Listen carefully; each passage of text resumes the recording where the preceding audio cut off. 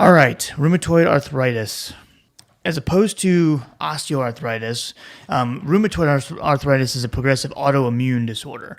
So it's going to affect primarily the joints, and it's going to happen because of this kind of interaction between genes and environment as well.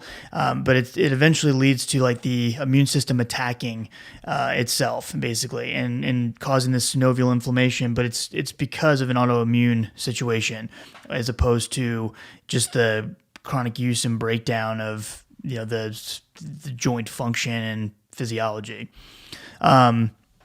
There are, as far as like a genomic property of the drug or the disease, there's a whole bunch of genes that they've identified now that can be kind of seen in a patient that has like polymorphisms in those genes that ends up leading to the patient developing rheumatoid arthritis. If you go on like UpToDate or Dynamed or one of those databases, they have like a whole list of all these different genes and alleles that they found that can cause issues. So it's one of those things that as like what they call like pharmacogenomics kind of keeps getting more readily available, cheaper. There's going to get to the point where we're basically testing people for these genes ahead of time so that they know, hey, you have a very strong chance of developing rheumatoid arthritis, and kind of hopefully curbing some of the effects of it before it even happens. But that we're not probably at that point yet for most people, but that it will with things like this where there is a big genetic component. Those types of things will happen over time. So just to kind of give you kind of a brief overview, as far as like the immune system's interaction, now we do have situations where like B cells, they can basically be stored as like memory B cells where they're kind of looking around with their antibodies looking for to run into whatever pathogen they're looking for. Plasma cells, if you see that, those are like activated B cells that are like actively hunting their pathogen that they're designed to look for, and that's kind of where the auto antibodies stem from. So the auto antibodies being that they're attacking your own system inappropriately. And as far as the other effects on the bone and things like that, that can come from your T cells, which are a little bit stronger, I guess, if you will, immune cells that are causing like attacks on what it's supposed to be a pathogen, but in this case they're activating osteoclasts, which causes bone destruction. Activated macrophages play a role, and so you see like some of the different like TNF alpha and interleukin 1 and some of those inflammatory mediators that we've dealt with in the past, and things like psoriasis or other like autoimmune situations like that. We've used a lot of these like biologics and things before. So that's where you're going to kind of see them come back again in this setting. So we're trying to block a lot of those inflammatory mediators. So when we walk through the treatment options, it'll look a lot different than what we used for like osteoarthritis.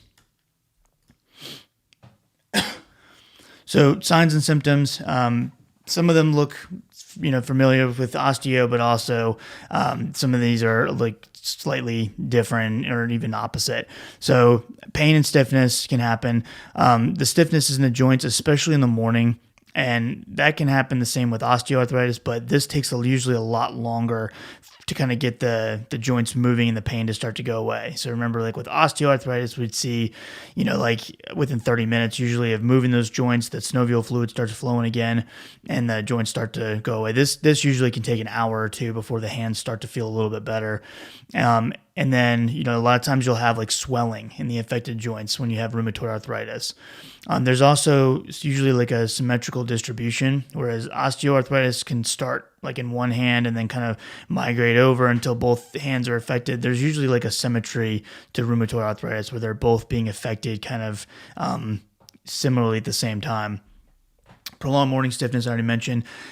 Persistent fatigue is another thing that you see because it's an autoimmune disorder. Like fatigue, like overall systemic fatigue is something that we wouldn't see like in osteoarthritis because it has nothing to do with anything besides the joints themselves. But fatigue is something that a lot of times patients will come in because of like chronic fatigue, trying to figure out what's going on, and that could lead you to check some of their labs that look for rheumatoid conditions and find this disease in the first place when it's in its early stages. Weak muscles can happen as well. Rheumatoid nodules, which is like that local swelling of the area, and it can happen in the joints and stuff as well. But it can even start to form like these little nodules on like the heart and lungs and other things in the system. So it really is more of a systemic situation, more so than just affecting the joint, like with osteo. So risk factors usually is going to happen between the ages of 25 to 50. So elderly patients can develop it, which is another kind of difference between osteo and rheumatoid. Rheumatoid is going to affect your younger patient population, and they even have like juvenile rheumatoid arthritis. So, where it happens in younger patients than 25. So, this is going to affect your younger patient population. More women than men have it. It's usually like a 3-to-1 ratio. Positive family history is obviously a risk factor because it is there's a strong genetic component to it. And the reason why earlier we mentioned genetic plus environment, there's been studies now that show that smoking, which we always know smoking leads to a whole bunch of issues because it increases inflammation in the body and can wreak havoc on your cardiovascular system and all that. But coffee, actually, there's a really strong correlation between drinking coffee. And again, not everybody, because I'm sure a lot of you drink coffee. I do too. But drinking coffee in patients who have a genetic predisposition to developing rheumatoid arthritis, coffee seems to increase that risk of it actually happening. Yeah, Nick says we're doomed. So only if you have a genetic predisposition. I think if you don't, you're okay. So if you don't have anybody in your family that is struggling with rheumatoid arthritis, you're probably going to be fine. But there has been some correlations between coffee and that. Also, too, if you have a patient that's developing, once they've already kind of are dealing with rheumatoid arthritis, telling them to cut back on the coffee probably is a good choice as well. So from a lab point of view, there's a few different labs we can get, and not all of these are drawn every time, but there's one that can be used, especially like in early stages of rheumatoid arthritis, and it's the anti-citrullonated peptide antibody. You'll see it as like an anti-CCP sometimes, but it's basically what they call an ELISA test. So it's an enzyme-linked immunosorbent assay, and it's looking for antibodies against that CCP. And that's going to be a very common assay that's available. And like I said, it can help kind of detect early stages of that rheumatoid arthritis. There's other rheumatoid labs that you can get, so things like rheumatoid factor, or RF. Now, rheumatoid factor shows the presence of the rheumatoid factor antibody in the blood, which can happen in patients that have rheumatoid arthritis, and depending on which database you're looking at, some say 70%. I've seen up to 82% of patients will test positive for this antibody, but it's not 100%. So it doesn't mean that if this is negative, the patient doesn't have rheumatoid arthritis. This is just one of the things you can. And if you see a positive patient, that there's at least some kind of a rheumatoid condition going on. Things like the erythrocyte sedimentation rate, or you'll see it abbreviated as either SED rate or ESR. That's also kind of showing the presence of inflammation in the body, as well as activity of the disease. So when that's really high, that shows that there is this high, inflammation present. Now, again, other things in the body can cause this to go up. So you obviously need to use your physical exam, your imaging and things like that as well to kind of get a diagnosis. But if you see these being positive, that it's probably some kind of an inflammatory process happening. Same with CRP, or C-reactive protein test. So this is an acute phase protein that is going to be increased when you have acute inflammation. And you'll see this too, with patients who are having really bad reactions to statins. Sometimes the CRPs can go up.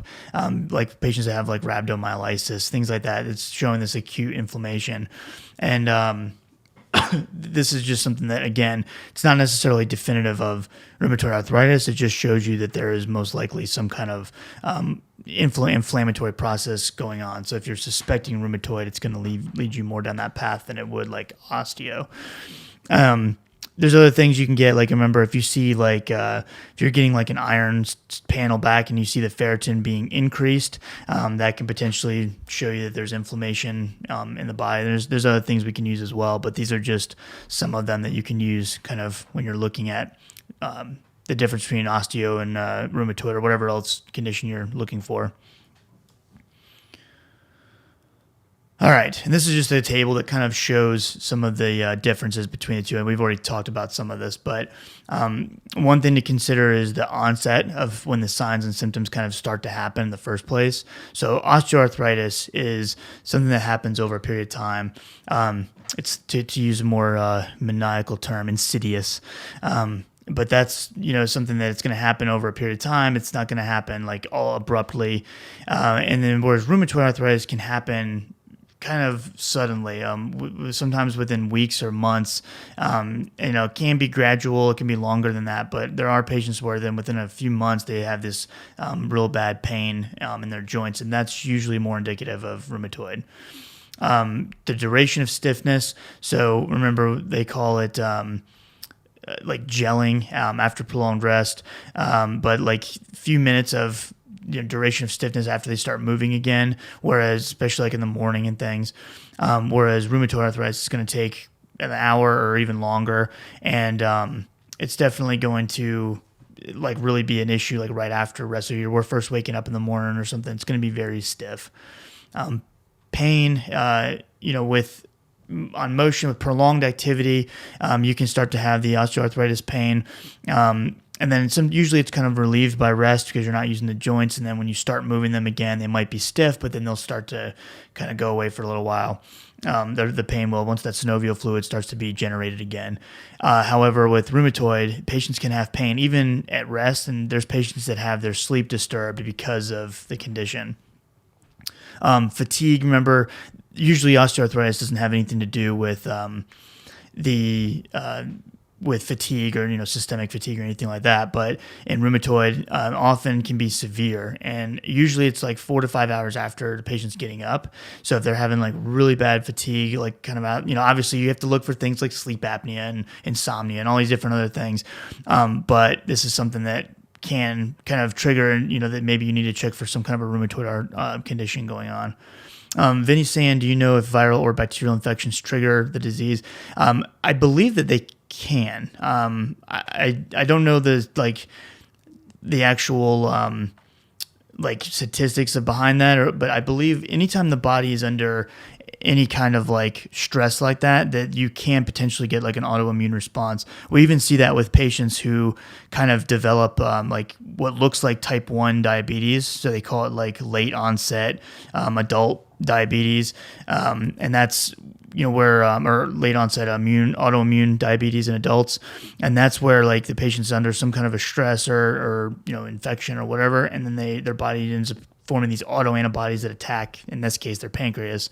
But it can happen. I believe that it can trigger at least the starting of some of that rheumatoid conditions, especially if you have like a genetic predisposition to it. I'd have to double check myself for sure and like look and see how often, but I do believe that could be a trigger. Tenderness localized over afflicted joint can definitely happen.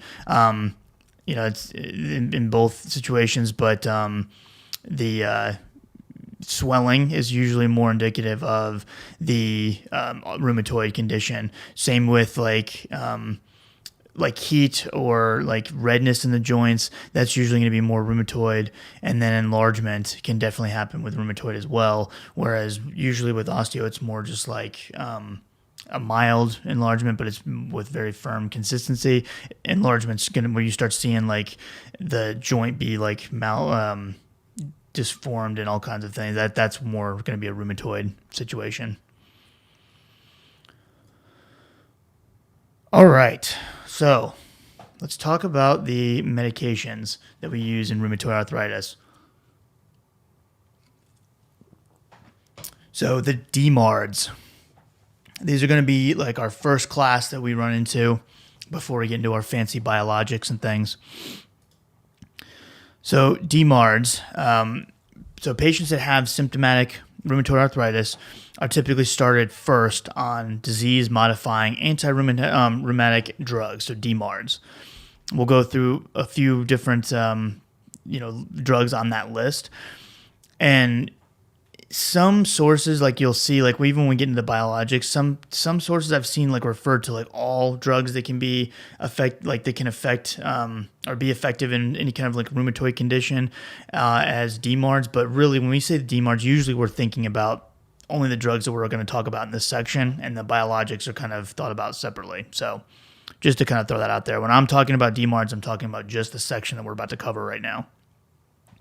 So DMARDs, various mechanisms of action. So we'll kind of go through those with each one, but they're designed to slow the disease process and hopefully to prevent further joint damage as time goes on. So the whole goal of using these drugs is to either put the rheumatoid condition in remission or at least slow down the disease activity and lower the disease activity. Now, they do take a little bit of time to actually kind of kick in. So in some cases, we will use things like a low-dose steroid, so like usually less than or equal to 10 milligrams of prednisone per day can be added to patients. Because remember, in this case, the steroid is there to reduce the inflammation. So you can use the steroid there to kind of sort of bridge the DMARD effects, if you will. And this is usually done if a patient has like more moderate to high disease activity.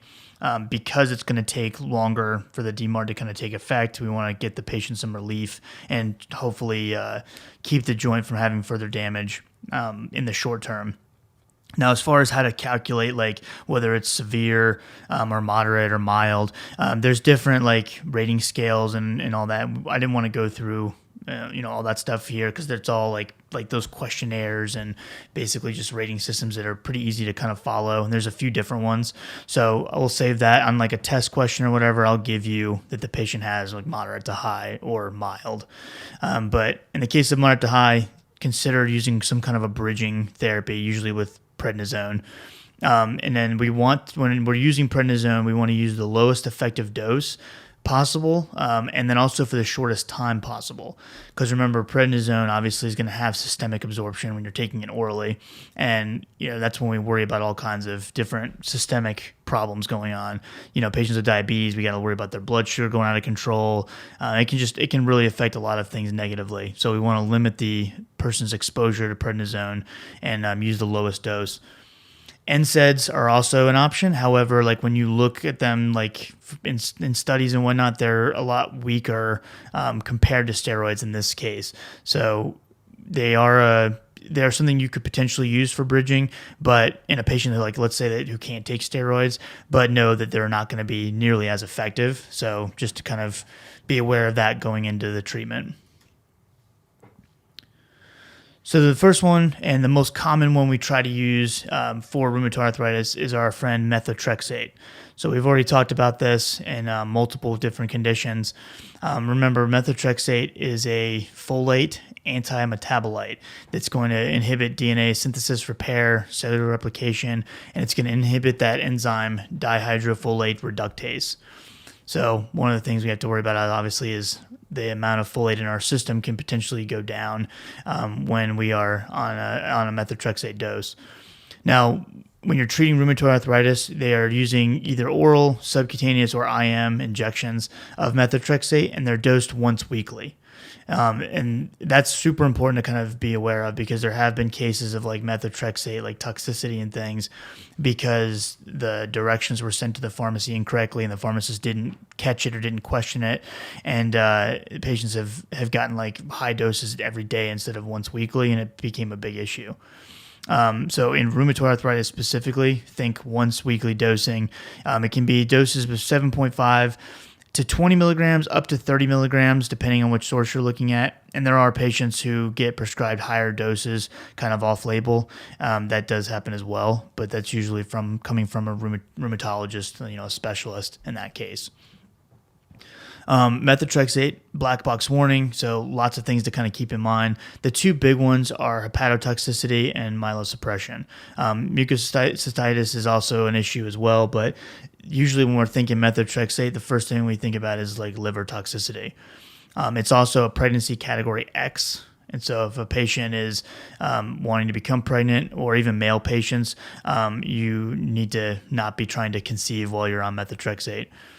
Adverse effects that we would expect to kind of run into, so our GI side effects, obviously, increased LFTs, and then things like alopecia can happen, photosensitivity. There's lots of other adverse effects. Those are the most common ones. As far as monitoring to see how the patient's liver is doing, we typically will check LFTs at baseline, and then we're going to check them every 2 to 4 weeks for the first 3 months, especially if there's a dose increase. And then we can kind of go further out to be every 8 to 12 weeks for 3 to 6 months. And then from there, once you're stable, the patient's doing well, then we can go to less frequent dosing. The other thing is we want to screen for any kind of like tuberculosis or any kind of a hepatitis virus that could potentially be increasing the risk of liver toxicity. So Hep B and Hep C are the two big ones that we would want to screen for. So you would get, usually like at our clinic, we use the what they call a hepatitis panel. So you check for Hep A, you check for two different types. You check for an antibody and a surface antigen for Hep B, and you check for a Hep C antibody. So if all those come back negative, you know you're going to be good, and you can go ahead and start treatment. And then obviously checking for TB as well. Back in the day, we used to recommend that patients get like a liver biopsy before starting methotrexate to like really assess how healthy their liver is. Now, this is only going to be recommended in a patient who has a history of like excessive alcohol use, if they have like active infection with like Hep B or Hep C, or at least latent infections with Hep B, and then recurring elevation of your LFTs, specifically your aspartate aminotransferase. If that's the case, then we would probably get a liver biopsy just to kind of see what's going on, how healthy the liver is. But for that, then other than that, though, we really don't do a liver biopsy at baseline. We just follow the patient's liver function test and kind of go from there. Biopsies during methotrexate therapy can be recommended only really for patients who develop like consistently abnormal liver function tests. So if you're getting high LFTs back each time you run the test, then you may want to consider doing a biopsy. But other than that, we typically are not trying to biopsy the liver anymore, where it used to be a lot more common back in the day. Supplementing with folate is important. We want to make sure that we give a patient some kind of a folate supplement, and usually we prescribe it because remember, over-the-counter folate is only available as either 0.4 milligrams, or you can get 0.8 milligrams like in prenatal vitamins and things. But the 1 milligram tablets are available as a prescription, and you can give patients like a prescription to take 5 of them once a week on the day following the methotrexate dose. And then that can kind of supplement the folate levels and decrease some of the side effects that we see with methotrexate use. You can also tell them to take 1 tablet once a day on the non-methotrexate days. So 1 day a week, they're going to be getting methotrexate, their dose once a week, and then the other 6 days they can be on 1 milligram of folate. And then remember, write the prescription for the 1 milligram tablets just to make it easier.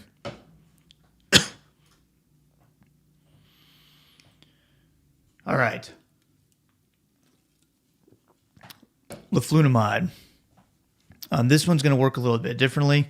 It's going to inhibit the pyridine synthesis. So it's going to work on some of the anti-proliferative, anti-inflammatory effects.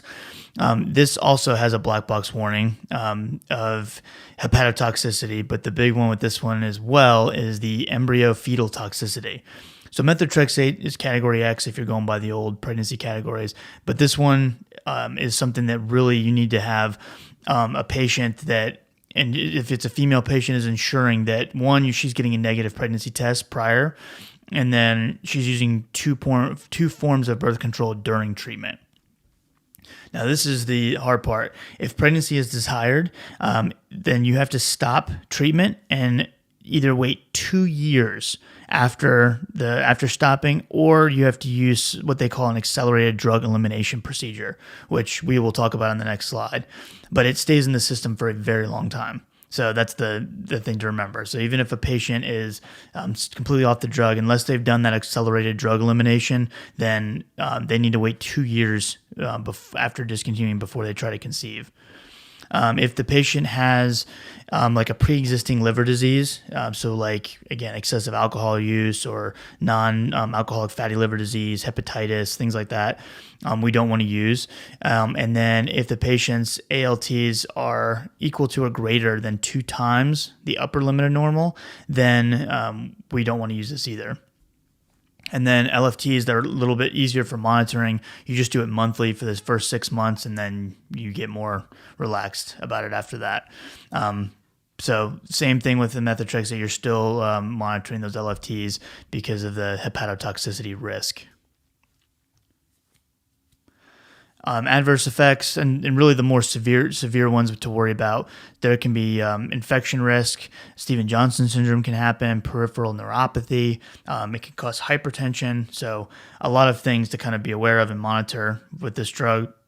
Adverse effects that are a lot more common would be things like nausea and diarrhea, respiratory infections, rash, headache, things like that. Baseline monitoring, we're still doing the tuberculosis screening, doing a CBC with diff, checking LFTs, checking renal function, all that good stuff, just to make sure the patient's healthy enough to be on this drug in the first place. And as far as the accelerated drug elimination process, what they do is they use this, it's a bile acid sequestrant called cholestyramine. And you give an 8-gram dose 3 times a day for 11 days, and that binds up all the different leflunomide in the system and basically allows you to excrete it from there. So that's like the choice, the option for accelerated drug elimination. You can also use something like activated charcoal, which that's not going to be, in my opinion, probably as effective. You'll see like activated charcoal over the counter, and they try this sometimes with like certain overdoses and toxicities and things like that. And it does do a good job of kind of like binding to the toxic, metabolite of whatever's causing the issue and then getting rid of it. But you got to take a lot of it. And cholestyramines, I just feel like a little bit more effective. I haven't seen any direct head-to-head data, but usually the recommendations I've seen have been to go with cholestyramine if you need to do this. And you can get cholestyramine as a nice like orange beverage that you mix in with your water. So it's tasty and effective. All right. The next one is sulfasalazine, which we've also talked about when we looked at like ulcerative colitis and all that good stuff. So remember, this is a prodrug that when it's in the system, it is cleaved by the bacteria in the colon and is separated into 2 separate things. One of them is the sulfapyridine, which is a moiety of, and that's really what's responsible for the agents like anti-rheumatic properties. So if you remember, like with like ulcerative colitis, the 5-aminosalicylate is what is more is what's more helpful for like the inflammation in the actual like GI tract and whatnot. But the sulfapyridine moiety is, we think at least, is what's responsible for the rheumatoid arthritis effects of this drug. If a patient has any kind of like history though of allergy to sulfa or any kind of like aspirin allergy or salicylates, then we can't use this drug. And if they have like a risk of GI obstruction, then we don't want to use this either. Warnings is kind of like things to watch out for, but are more rare, are things like Stevens-Johnson syndrome, hepatic failure, pulmonary fibrosis. You're kind of seeing a trend, right, that these can be negatively impactful on the liver. So anytime you see DMARDs, I want you to automatically think potential liver issues. Adverse effects that we would more commonly see, headache, rash. It can really cause a decrease in like appetite and things like that. So patients that are struggling with anorexia or even like bulimia, things like that, it would not be a good candidate for this drug. Dyspepsia. All of our GI effects, our folate deficiency. So lots of different things we'd have to kind of watch out for. As far as monitoring, CBC, LFTs are going to be the two things we need to really make sure we're looking for. LFTs baseline, and then every other week for 3 months, then monthly for 3 months, then once every 3 months is kind of like the breakdown for that. And then the other thing to kind of warn patients about is that it can cause like your urine to turn like a yellow orangish color. And it can even affect the skin as well. But the urine's really the one where patients will see it right kind of pretty quick into treatment, and can kind of freak some people out. So just kind of give them a warning that if you're going to use this drug, that's kind of what to watch out for. All right. And then hydroxychloroquine, which we've heard all about in the news from, with dealing with COVID and all that. So this is what originally we would see hydroxychloroquine used for in a lot of times. And that was one of the concerns when COVID first happened and we were kind of looking at hydroxychloroquine as a potential agent that we could use to kind of shorten the duration of the virus. People started, we had a lot of healthcare professionals that were prescribing hydroxychloroquine for them and their families just to kind of stockpile it when everybody was kind of freaking out and we didn't know what was going to happen. And it ended up being a shortage of hydroxychloroquine, and all these patients that were on it for rheumatoid arthritis started having issues finding it. And that was a big concern. That's why the medical board and stuff said that practitioners are no longer allowed to prescribe it for themselves, and pharmacists were told if you see a physician prescribing it for themselves not to fill the prescription and all this stuff. So it got a little crazy. But its mechanism of action is it's inhibiting the locomotion of neutrophils as well as eosinophils, and it's going to reduce inflammation that way. The warnings that can happen, so these are more things to kind of watch out for, but are rare, would be irreversible retinopathy, macular pigment changes, neuromuscular weakness, cardiomyopathy, bone marrow suppression. So patients can develop not just anemia, but also like leukopenia, thrombocytopenia. So definitely some hardcore adverse effects to watch out for. More common effects that we would see would be like the GI effects, the abdominal pain, rash, sometimes pigmentation changes in the skin or even the hair, which is rare. But usually it's the GI effects that are mostly causing an issue.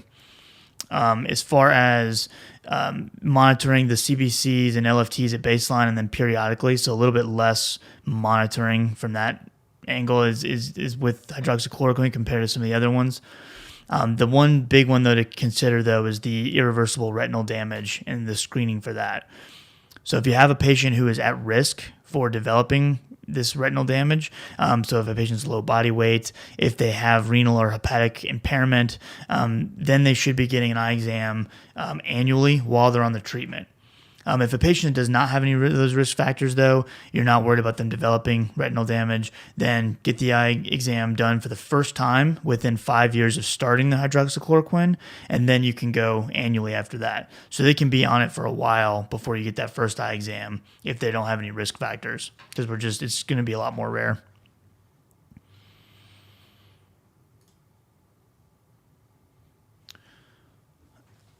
So as far as its use in therapy, and we're going to get to this again later on, it's more often used for like more mild RA, or in combination with one of the other agents like methotrexate.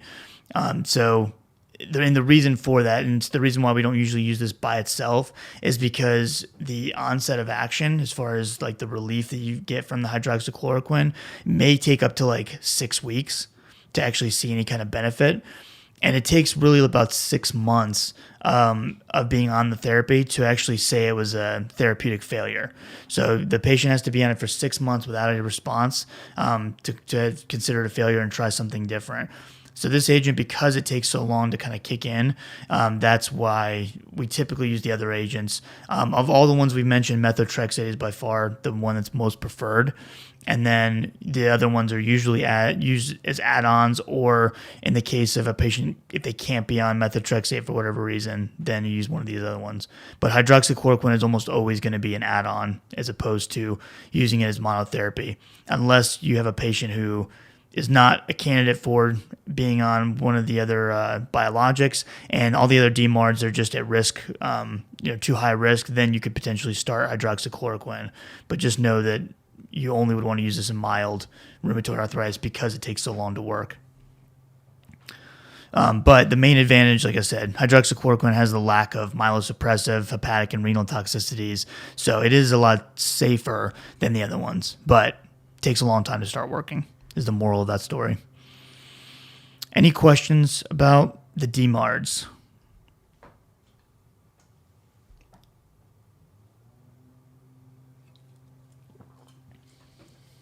All right.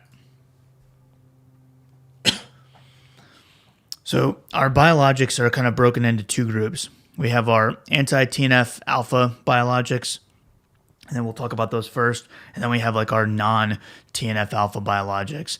So our anti-TNF biologics, you're going to recognize some of these because we talked about them before when we went through like Crohn's and psoriasis and some of those other things. All right, adalimumab or Humira is one that I'm sure you've seen before. It's an anti-TNF biologic, and again, you'll see it listed sometimes as a DMARD, but it's, if you want to get more technical, it's going to be an anti-TNF biologic. I put that on there just to kind of show you how it's listed in the literature sometimes, but typically when we're talking about DMARDs, we're talking about the group of meds we just finished, not so much the biologics. Usually these are kind of listed out separately. But this is going to be administered as an injection every 14 days. So it's a pretty cool like auto injector you can just use, and you can stick it in the leg, and once every 14 days and you're done. Has similar response rates to other TNF alpha inhibitors. Usually the adverse effect that we're kind of worried about is injection site reactions, so kind of pain at the injection site. Now, they did recently redo how Humira is kind of formulated, and so now you'll see Humira that is citrate-free. Apparently, citrate was what was the main cause of like the localized injection reaction, and so they've taken that out. The problem is that now the citrate-free version is super expensive, versus the other ones come down in price a lot. So, yeah, they made it a little bit better, but it was also a way for them to make some cash flow again. Enbrel is another option. So it's used weekly instead of biweekly. Adverse effects that are common usually going to be like our injection site reactions. Neurologic demyelinating syndromes, like multiple sclerosis, things like that, are extremely rare, and they have been case reports of things like that kind of developing, but it's a very rare thing, and we don't know for sure that's really what caused it, or that just kind of like exacerbated the issue, or what the case may be.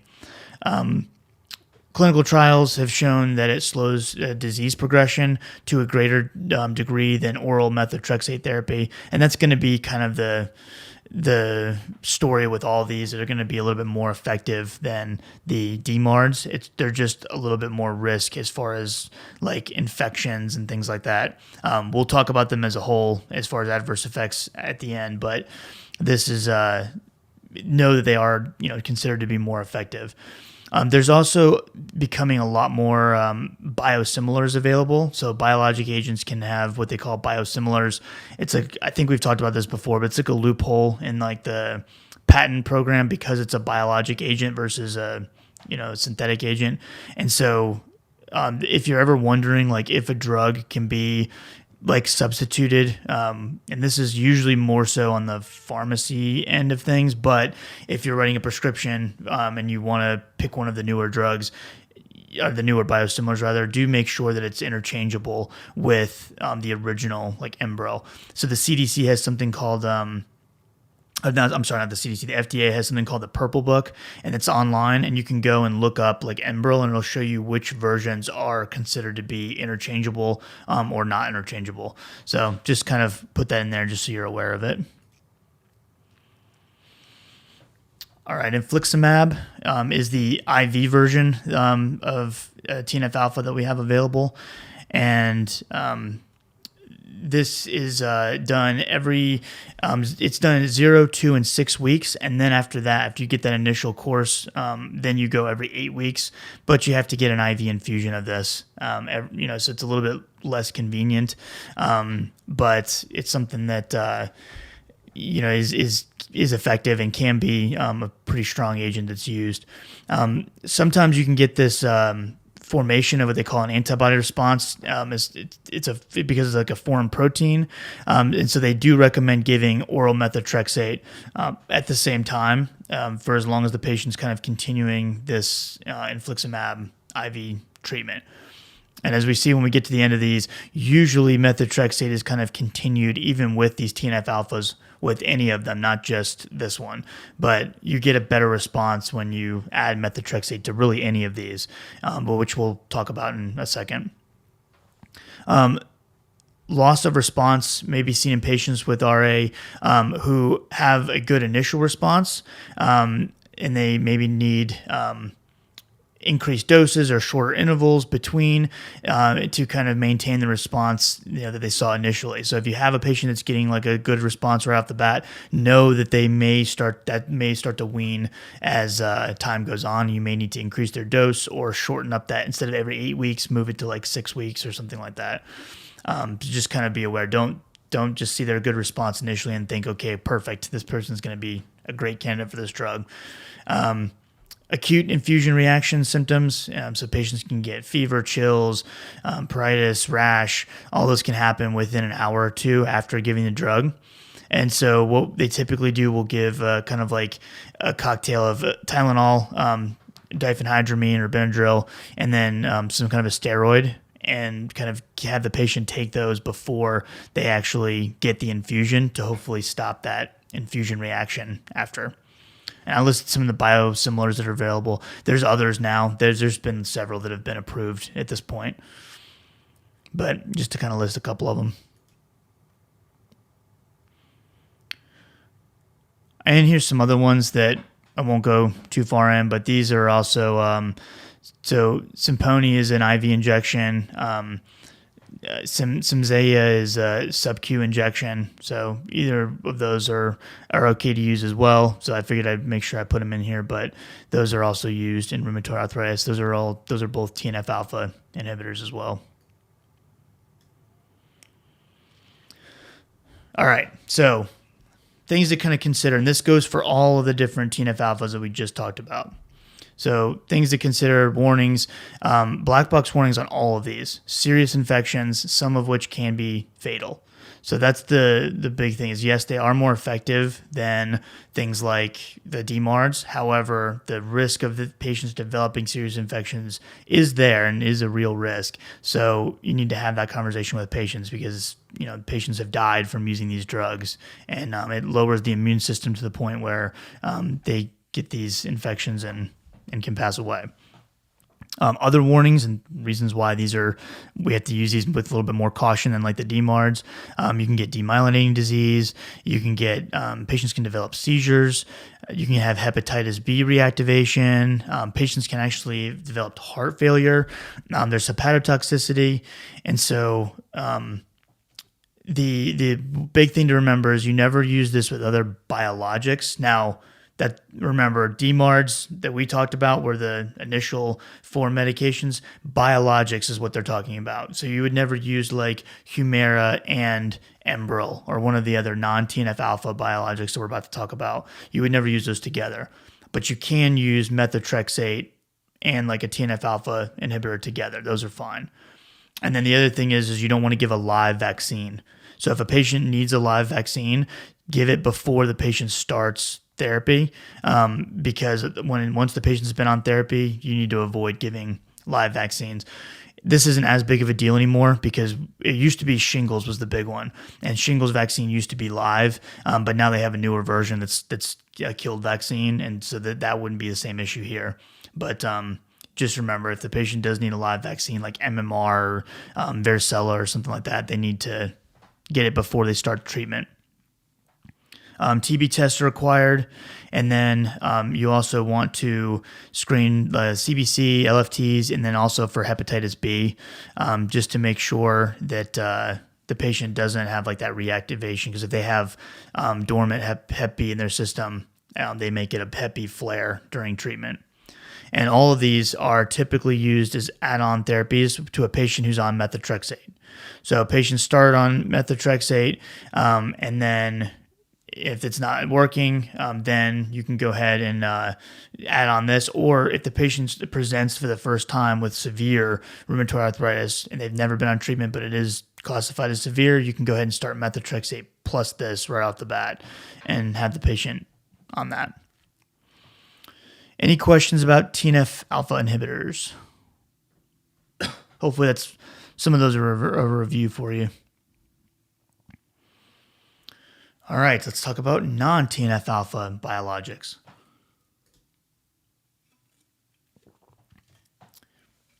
All right, abatacept is one that's been around for a minute. And again, these all have different mechanisms of action. So when we say non-TNF alpha, all of the ones above, those are just targeting that TNF alpha inhibition. These are going to target all kinds of different things. So this drug here is going to be binding to CD80 and CD86 on antigen-presenting cells, and basically you're inhibiting T cell activation by doing that. So remember, T cells are going to be causing some of the problems with like bone breakdown and some of that stuff. So you're inhibiting T cell activation so those T cells aren't attacking your body. In patients who have failed to achieve adequate responses to TNF alpha inhibitors, one half of those patients had a positive clinical response to abatacept. So if a patient has failed treatment on TNF alpha, their symptoms have not been relieved, in some of the studies, when you switch them over to something like this, at least one half of those patients ended up reaching remission, or at least having a positive benefit from being switched over. There was a Ample trial is just one of them to mention. It was added to this drug was added to stable methotrexate dose, and it showed similar efficacy and adverse effects to patients who were on Humira plus methotrexate when you have biologically naive patients. So what that means is basically, and we'll get to the algorithm at the end, but when you have a patient who starts on methotrexate, they have not reached remission, they're still having symptoms, you can either add on a TNF alpha inhibitor, or you could just go straight to a non-TNF alpha inhibitor. It really just kind of depends on the patient and whether their insurance will cover things, all that good stuff. But it's not wrong. You don't have to go to a TNF alpha inhibitor right off the bat. You could go to a non-TNF alpha as well. And we'll see that in the algorithm. Adverse effects, you see what's kind of listed there. The big ones, hypertension, the urinary tract infections, extremity pain, dyspepsia. Those are all things that you need to be kind of monitoring for. Hypertension, definitely, especially as patients get older, and that's a common comorbidity. If you can't get the hypertension under control with meds, this could be the culprit. Another option is rituximab, and this is going to deplete CD20 on B cells, and it's also going to lower those plasma cells, those activated B cells, and hopefully stop some of not only the development, also the progression of rheumatoid arthritis. This has been shown to be useful in patients who have failed methotrexate, as well as TNF alpha inhibitors, and it's given as a 2-dose infusion. So you give 1,000 milligrams of rituximab 2 weeks apart. And that's kind of it. You give them this treatment and then kind of see how they respond over the course of time to see if you need to actually retreat them in the future. When you give the injections, they also give IV methylprednisolone, 100 milligrams of that 30 minutes prior to the rituximab, because there is a high chance of having an infusion reaction when you give this injection, or this IV, when you administer this via IV. Methotrexate should also be given at the same time in usual doses, because the combination has been shown to be better than rituximab by itself. So if you're going to give rituximab during the infusion, you give the methylprednisolone 30 minutes prior, and then that whole course of time, the patient is on methotrexate at the same time. The duration of benefit, like how long the patient will benefit and get relief after the infusion, kind of is dependent on the person, and a lot of times patients will need a retreatment as their disease kind of reactivates. So this isn't like a set dosing thing. This is, you literally get 2 infusions 2 weeks apart, and then you kind of wait to see if you need to retreat later on. So that's a little bit more convenient, I think, for patients. It's just letting patients know you probably will need another treatment of this in the future. Tocilizumab is another option, and this is working more on the interleukin-6 receptor, which is preventing that cytokine from interacting with the interleukin-6 receptor, so stopping inflammation from a completely separate pathway. This is going to be used again in moderately to severe rheumatoid arthritis who have failed to respond to either one or more of the DMARDs. So you don't necessarily, again, have to try a patient being on one of the other TNF alphas to go. You can go right to a non-TNF alpha if you prefer, but they do need to have tried methotrexate at least by itself, or a combination of methotrexate plus one of the other DMARDs before starting this one. The adaptive trial showed that when you are using if you're unable to use the combination, then tocilizumab monotherapy was more efficacious than improvement in Humira monotherapy. So if the patient for whatever reason can't take methotrexate, we do have data head-to-head that shows that this may be a better option than Humira. Usually we try to keep methotrexate on board when we add one of these agents, but you may run into an issue where the patient just can't be on methotrexate anymore. And if you're trying to decide between going with a TNF alpha monotherapy or this monotherapy, we have data that shows that this one's actually more effective. So kind of keep that in mind. All right. Any questions about any of the non-TNF alpha biologics before we talk about? So if we give a non-TNF, tocilizumab is the best option. So we only know that it's the best option, one, compared to Humira, which I guess technically you could extrapolate that to other TNF alpha inhibitors, but that's only in patients who are unable to take methotrexate. So we don't really know, because we know that Humira works a lot better if you give methotrexate with it, and we don't know if the benefits of using methotrexate plus tocilizumab are better than methotrexate plus Humira. We don't really have that data. So to say definitively, I would say if you have a patient that is not able to take methotrexate, then tocilizumab would probably be a better option than adalimumab, if that makes sense.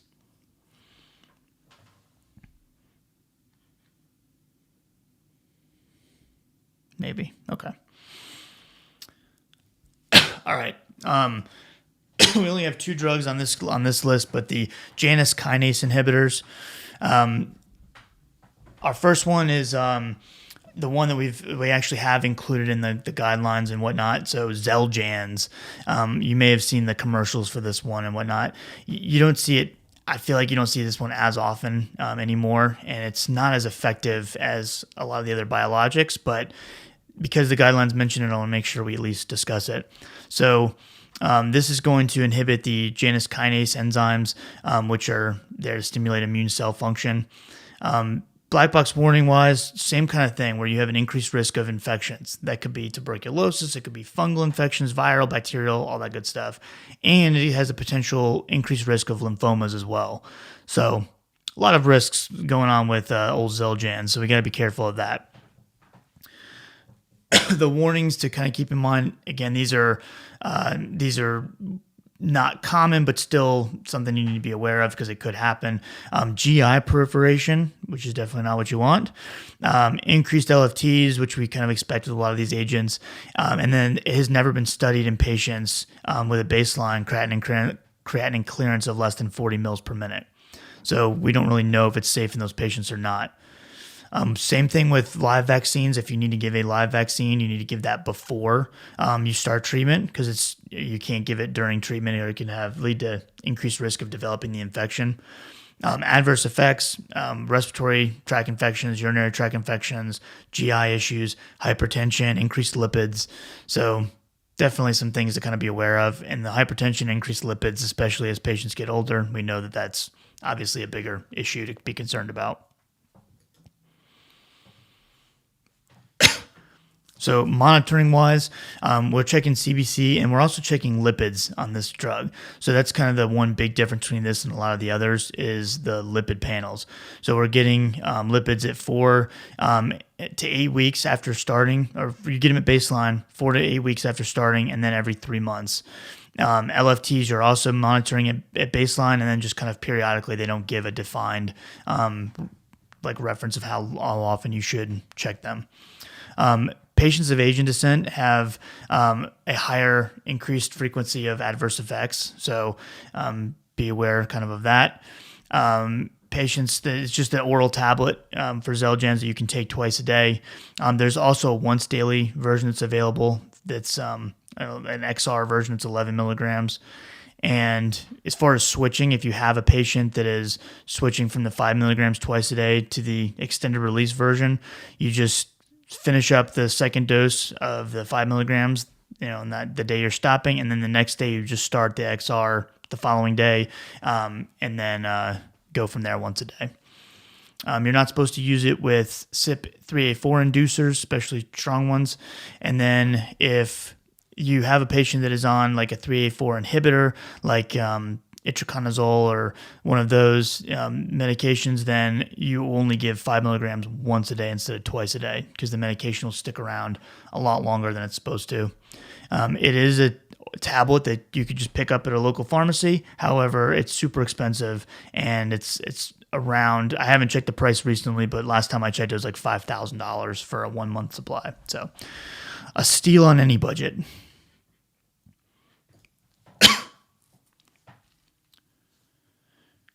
All right, baricitinib is one of the newer agents. This one is actually not mentioned in the guidelines because it was approved in 2018, and the guidelines haven't been updated since 2015.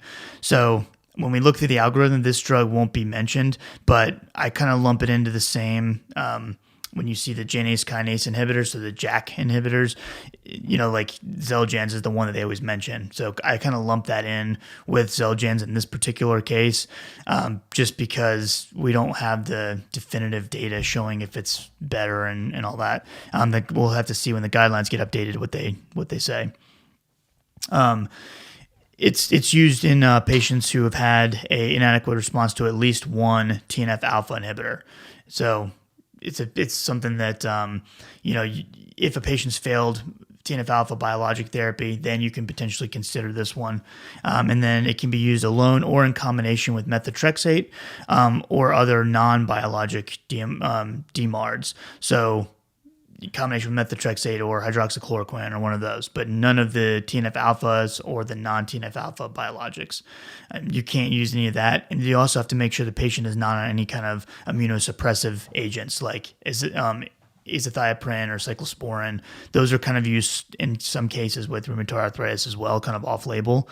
Not nearly as good of data, but you may have a patient that's on those. So just make sure that those are stopped before you have a patient starting this drug here.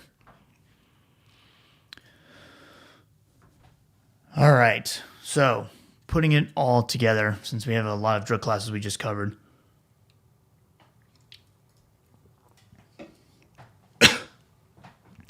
Patients typically are starting on methotrexate.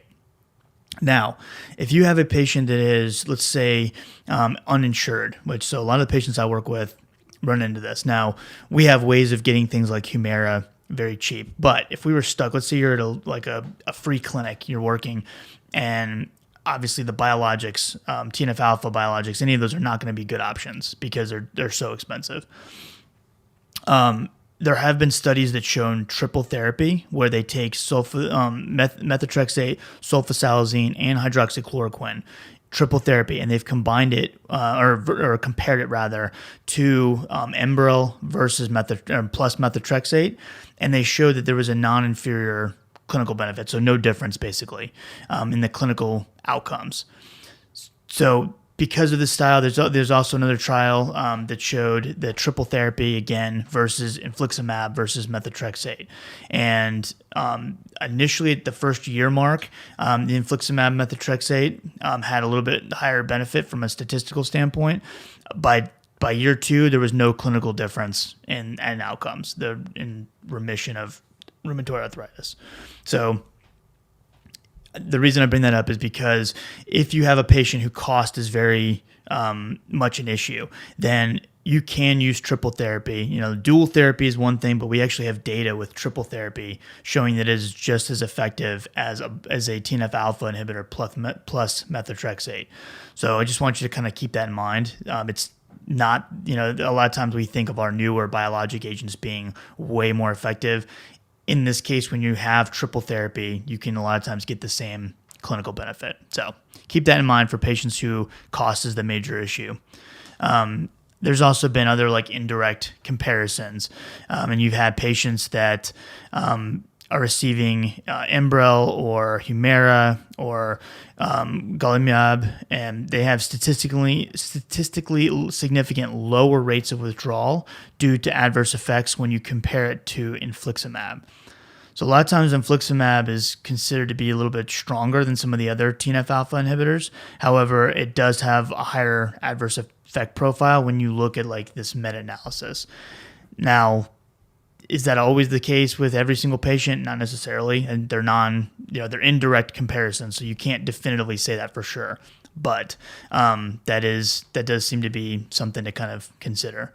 When you look at some meta-analyses that looked at increased risk of serious infections, there was the infliximab, adalimumab, and certolizumab were the ones that had a higher risk. But when you looked at Enbrel or golimumab, those didn't seem to have higher risk of infections when you compare all those to the traditional DMARDs. So that's another study that was kind of coming out. So if you are really worried about the infection rate, the Enbrel and the golimumab is probably a better option than the other TNF alpha inhibitors. Again, from a large trial perspective.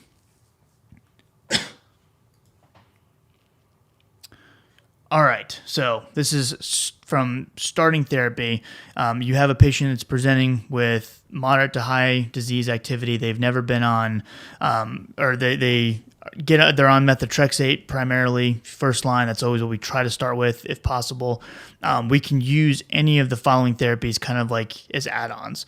So instead of continuing methotrexate monotherapy, we would either combine that with another DMARD, so we can use double or triple therapy is the one that has been studied and shown to be as effective.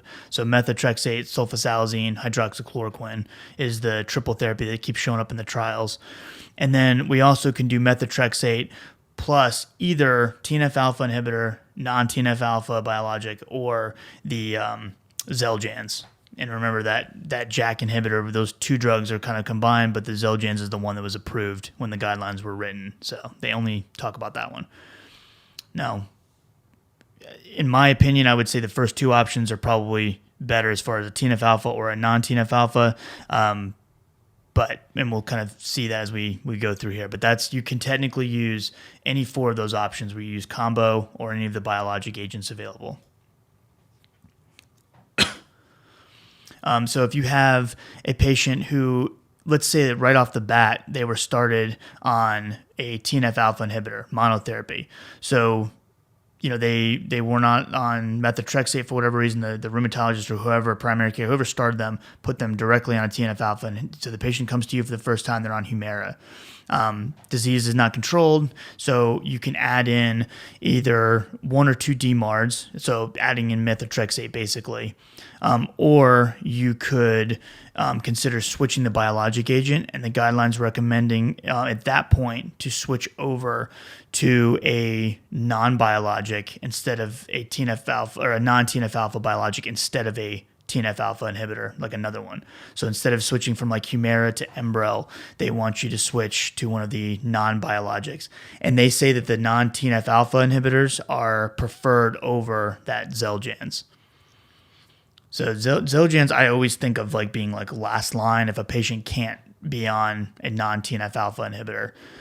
And then if a patient has moderate to high disease activity and they've been on 2 different TNF alpha inhibitors, and they've, let's say they've been on Humira plus methotrexate, they've been on Enbrel plus methotrexate, instead of trying another TNF alpha inhibitor to see, like, instead of going to like infliximab, switch them to a non-TNF alpha biologic instead of switching them to another TNF alpha or Xeljanz. And I have this in picture form at the end too, if this is not clear based on words. I have it both ways, so depending on how you want to look at it. And the last one is if a patient has moderate to high disease activity and they've been on a TNF alpha inhibitor, they've been on a non-TNF alpha biologic, then instead of letting them try Xeljanz, try a different non-TNF alpha biologic, preferably with methotrexate if possible, before switching to Xeljanz. So the guidelines always keep kind of, other than like the very initial treatment, and that's really just to kind of be fair to Xeljanz, like in the initial treatment, but a lot of the studies show that it's not nearly as effective as the other agents, as the non-TNF alpha, the TNF alpha. So Xeljanz always is kind of like last line. Kathleen's saying, so non-TNF alpha basically, yes, like when the patient's already tried one of the other agents. So you don't have to jump to non-TNF alphas right off the bat if you don't want to, but once they've started therapy, regardless of what their initial therapy was, after that, you probably want to try a non-TNF alpha inhibitor at that point. So it's like kind of like the third step. You always tend to go towards the non-TNF alpha inhibitors. And I'll show you this picture in just a second. The other thing is if a patient is in remission, then we do not discontinue like all rheumatoid arthritis therapies. You may consider tapering, where maybe you bring the biologic off and just have methotrexate again, something like that, but do not just stop all therapy, because then you're going to get a flare-up again. All right, so you have a patient starting off therapy, then we are going to use methotrexate as our preferred starting DMARD, and you can bridge with prednisone to kind of start off with.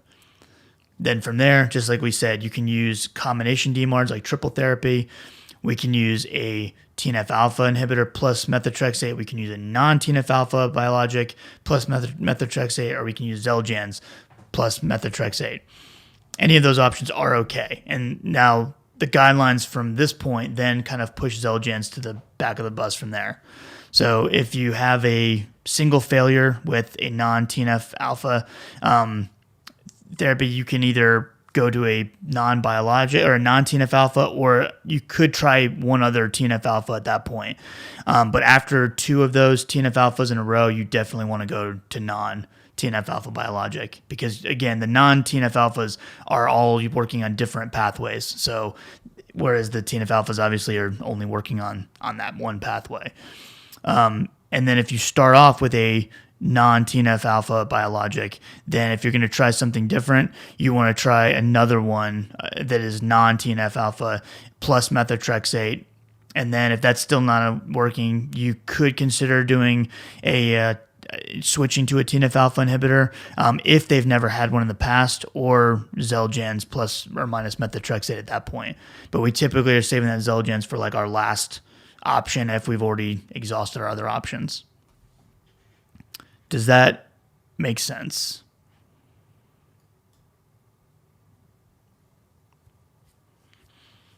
I think it will make more sense when we do practice questions, hopefully. So this is just a couple like kind of comorbidities to consider, and we'll finish up with this. If the patient has like latent TB, we want to use one of the biologics. We do not want to use Xeljanz unless they've had at least 1 month of treatment for the latent TB. If the patient has active TB, we can use a biologic preferably and like give them the TB treatment, but you do not use Xeljanz until after you've completed the whole treatment for active TB. So basically, again, Xeljanz is not the best option. If you're using one of the DMARDs and you want to consider like pregnancy or if a patient's breastfeeding, the two biggest ones to avoid are the methotrexate and leflunomide. If a patient develops heart failure, when the preferred option in that case is a non-TNF alpha inhibitor, because remember the TNF alpha inhibitors actually can worsen or exacerbate heart failure. If a patient has a history or active like skin cancer, so melanoma, non-melanoma, DMARDs are preferred over the biologics. And then, I won't read the rest of these since we're out of time, but this is kind of like just this is another way of kind of like narrowing down your treatment options based on comorbidities. So making it patient specific. And we'll do some practice questions to kind of weed through this because I know it's a lot. And then this last slide is just another summary. I'm not going to ask you anything from this slide. I just wanted you to see it in a different way. And it's kind of blurry because I blew it up. But this is just a slide from the guidelines themselves.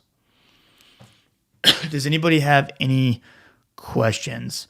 I know we're over time, so if you got to go, feel free to leave. If you have any questions, though, I'll stick around for a minute and see. You're welcome to use your microphone if you want.